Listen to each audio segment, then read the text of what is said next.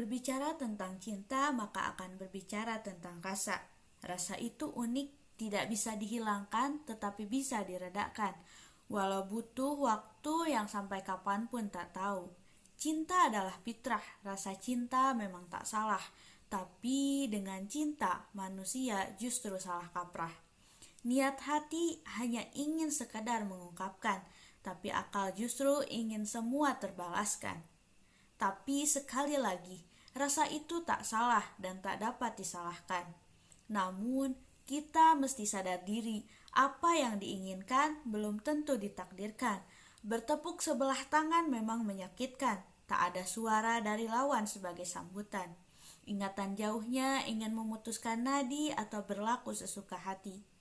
Nurani berkata tolong mundur, namun logika berbisik, usaha tak boleh kendur. Masih ada celah kesempatan, masih ada ribuan cara yang dilakukan. Meski mati harus berdarah-darah, asal darah bisa bersanding dengan sang tuan.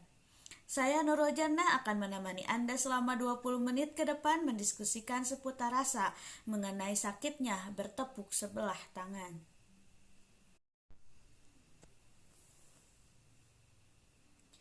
Salam sejahtera pemirsa dimanapun Anda sekalian berada. Kembali lagi pada program Ngobrol Show.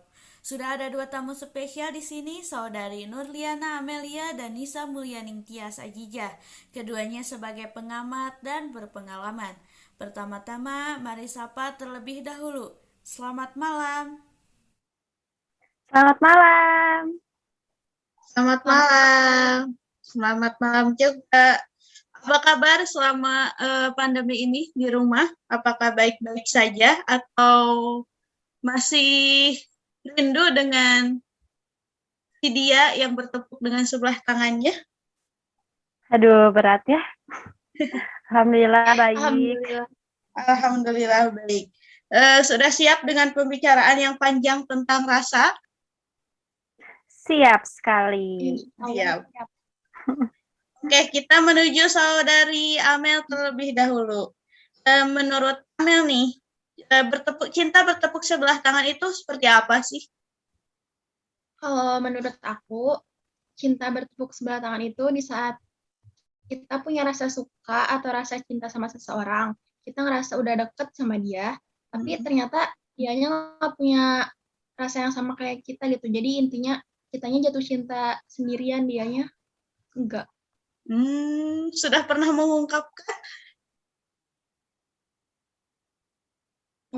Kalau mengungkapkan ke cowok enggak sih? Enggak pernah. Baik.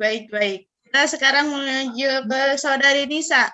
Menurut saudari Nisa, seperti apa sih cinta bertepuk sebelah tangan itu? Kalau menurut aku ya kurang lebih hampir sama lah ya penjelasannya kayak Amel. Cuman bisa dikatakan seperti mencintai seseorang yang mustahil. Mustahilnya itu karena cinta kita itu nggak berbalas atau dia nggak punya rasa suka sama diri kita. Jadi gitu. Begitu. Lumayan dalam ya pembahasannya. Iya. Selanjutnya, baik saudari Amel atau saudari Nisa sendiri, tentu udah pernah atau belum ngerasain cinta bertepuk sebelah tangan itu?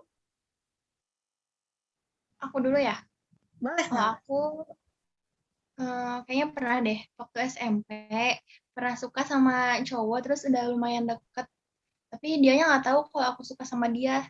Jadinya malah sama teman aku sendiri. Wah, sakit banget ya. Sakit. Gimana nih? Udah bisa move on belum? Udah. Udah ada yang baru. Udah. Baik. Bagaimana dengan saudari Nisa? Apakah pernah juga merasakan hal yang sama seperti saudari Amel? Oh, pernah banget deh. Waktu zaman SMA pernah ikutan organisasi Tarka atau Taruna Karya di komplek rumah. Terus deket dan suka sama salah satu cowok yang ikutan Tarka juga. Terus setelah setahun deket, tiba-tiba dia ngomong kalau dia nggak akan suka dan nggak mau jadian sama cewek yang satu komplek perumahan sama dia. Taunya dia jadian sama teman sekolahnya. Jadi nggak mau sistem zonasi ya? Katanya takut Iya, nggak mau. takut 5 langkah dari rumah dekat banget gitu ya. Iya, padahal irit irit Kenapa? ongkos gitu. Iya, harusnya itu memudahkan gitu transportasi supaya nggak macet gitu ya. Hemat juga. Hemat. Untuk selanjutnya sekarang banyak nih ya kejadian-kejadian kriminalitas tentang suatu kasus-kasus yang menyangkut kehidupan kita, baik itu kehidupan broken home, termasuk cinta bertepuk sebelah tangan ini. Apakah saudari Amel atau saudari Nisa tahu tentang cinta bertepuk sebelah tangan ini, tentang kasus kriminal ini?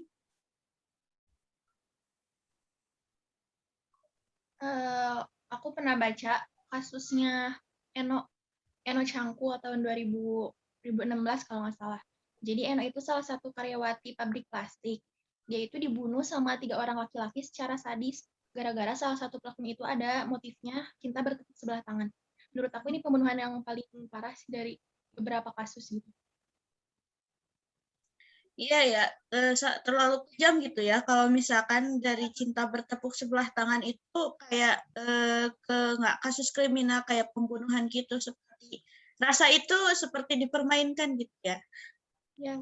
Yang anehnya itu kan si cowok itu tuh ngedeketinnya lewat chat kan. Cuman gara-gara chat yang nggak dibalas sampai dibunuh.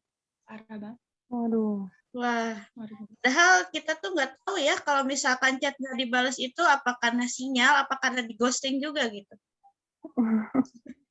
Kalau nggak ada kuota. Oh iya betul. Kalau misalkan saudari Nisa sendiri, apa pernah membaca atau mungkin berpengalaman kena kasus kriminal di ghosting gitu? Kalau yang aku tahu ada ya yang baru banget terjadi itu kasus sate beracun yang malah menewaskan anak pengemudi ojek online. Jadi inisial pelakunya itu NA. Dia itu menaruh hati atau suka sama salah satu lelaki inisialnya T. Tapi sayangnya cintanya itu malah bertepuk sebelah tangan.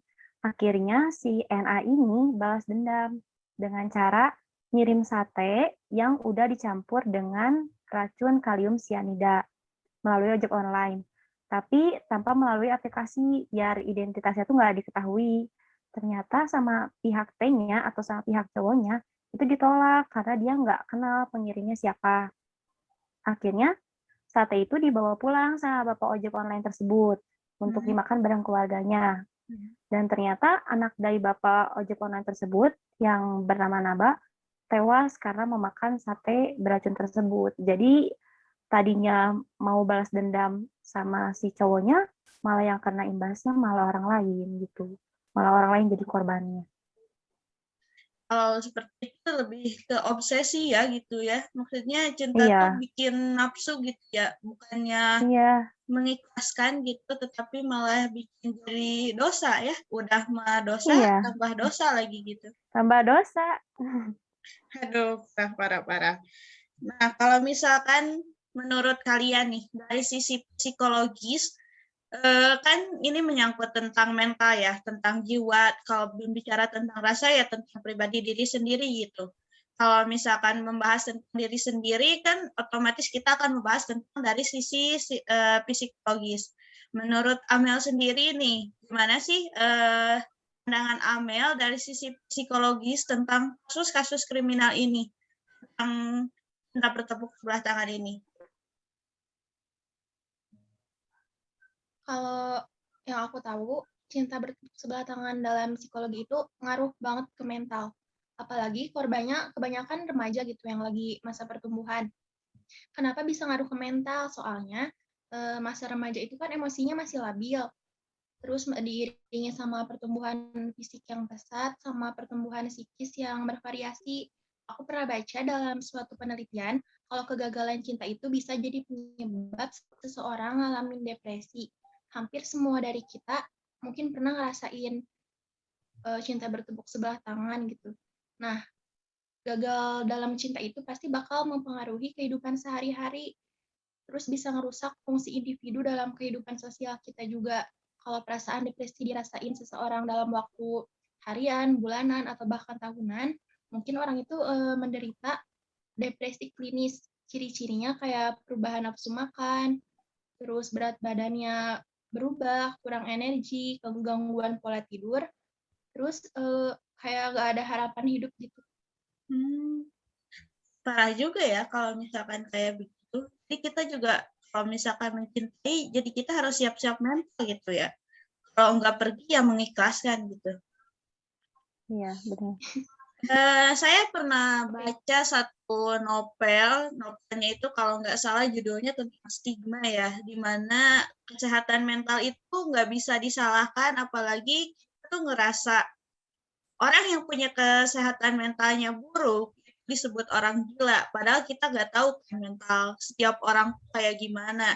Bisa aja karena dia jatuh jadi trauma, atau misalkan dia kena hina orang atau bercandaan orang juga kena mental gitu, jadi dia menutup diri. Apalagi tentang cinta bertepuk sebelah tangan, seperti kasus seorang remaja gitu, dia tuh pernah menyukai kakak kelasnya, terus kakak kelasnya itu nggak nerima gitu, terus dia bikin surat di buku, terus dia gantung diri di pohon jambu gitu. Tragis Terus banget ya.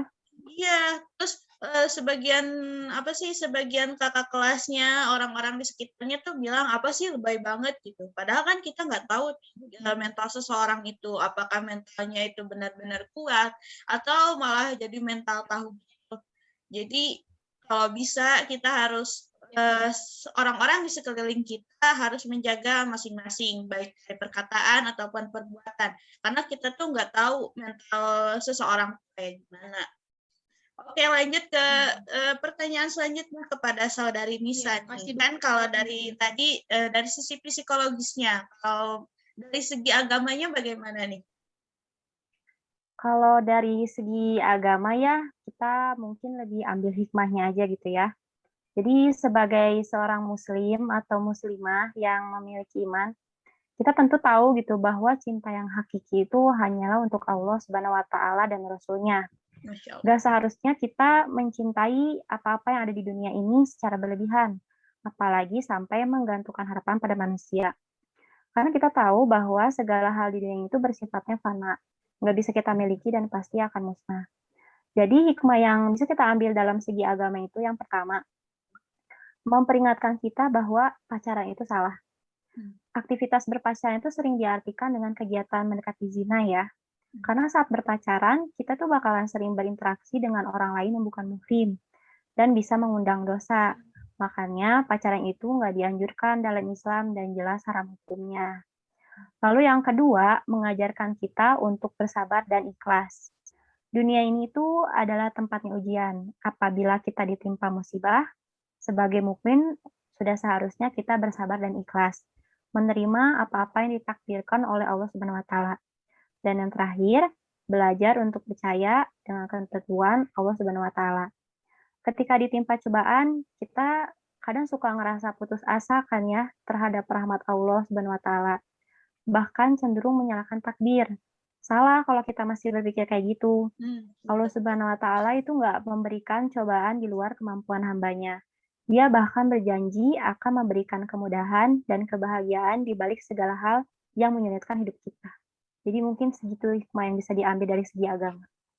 Jadi ingat ya sebuah ayat Al-Quran bahwa Allah itu menciptakan kita berpasang-pasangan dari segi laki-laki dan perempuan gitu. Kalau misalkan yang kita cintai sekarang itu nggak ngebales cinta kita, ya kita yakin bahwa Allah itu udah ngejodohin kita, udah nyiptain kita berpasang-pasangan. Kalau misalkan enggak yang lebih tua daripada kita, mungkin yang belum lahir juga bisa, mungkin pada anak umur 2 tahun bisa, mungkin Saudari Amel misalkan menikah gitu. Tunggu aja ya Amel kalau misalkan belum saatnya gitu menikah. Gitu. Percaya aja, ikhlas, mantap. Baik, selanjutnya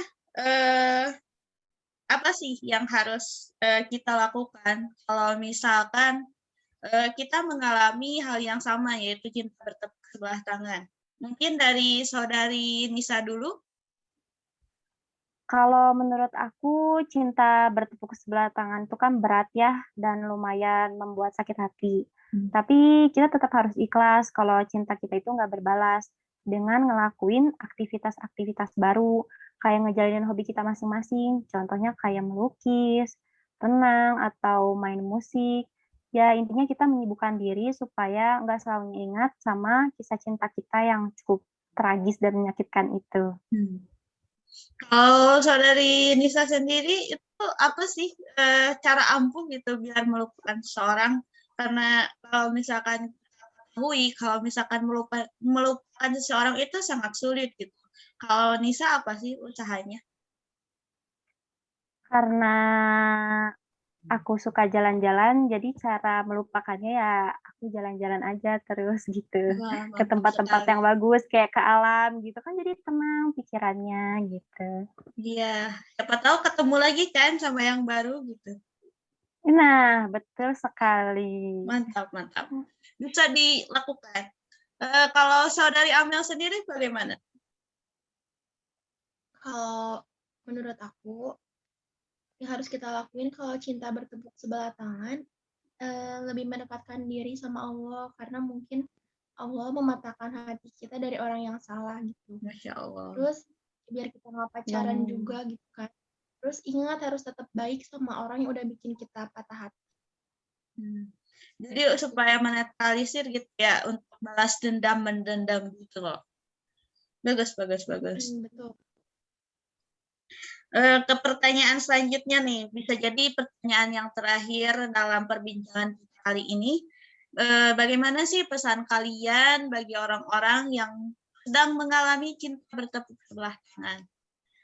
Dari saudari Amel terlebih dahulu nih, yang lebih mendekatkan diri kepada Allah katanya. Makanya buat kalian yang lagi ngerasain patah hati gara-gara cintanya bertepuk sebelah tangan, tetap semangat, jangan putus asa. Yakin aja pasti suatu saat bakal ada seseorang yang tepat buat kalian. Terus jangan sampai ngelakuin hal-hal bodoh yang bisa ngerugiin diri kalian sendiri cuma gara-gara cinta bertepuk sebelah tangan. Wah, Masya Allah. Kalau dari saudari Nisa sendiri nih, gimana nih? Pesan dari aku untuk teman-teman yang sedang merasakan patah hati karena cintanya bertepuk sebelah tangan, aku tahu pasti sakit hati banget. Kamu boleh merasa sedih, merasa galau. Kalau kamu menangis, kamu boleh kok nangis supaya kamu bisa melepaskan semua perasaan sedih yang ada di dalam diri kamu. Tapi jangan sampai kamu terus berlarut-larut juga dalam kesedihan. Kamu pantas mendapatkan seseorang yang lebih baik, yang bisa menghargai tiap usaha kamu. Yang penting harus selalu ingat dengan Tuhan, dengan Allah Subhanahu wa Ta'ala. Karena cinta kepada manusia bisa saja bertepuk sebelah tangan, tetapi cinta kepada Tuhan akan selalu berbalas dengan indah apapun bentuknya. Masya Allah. Jadi keduanya saya simpulkan bahwa segala sesuatu itu dikembalikan lagi kepada pencipta kita. Itu tentang rasa, Allah juga yang ngasih kita rasa kita kepada kita. Yang pentingnya kita ikhlas, terus ngedekat diri kepada Allah Subhanahu wa Ta'ala yang telah memberikan rasa cinta, supaya kita juga nggak terjerumus gitu ya ke dalam dosa.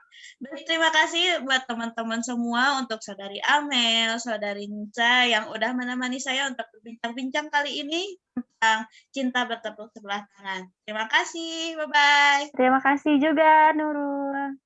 Bye.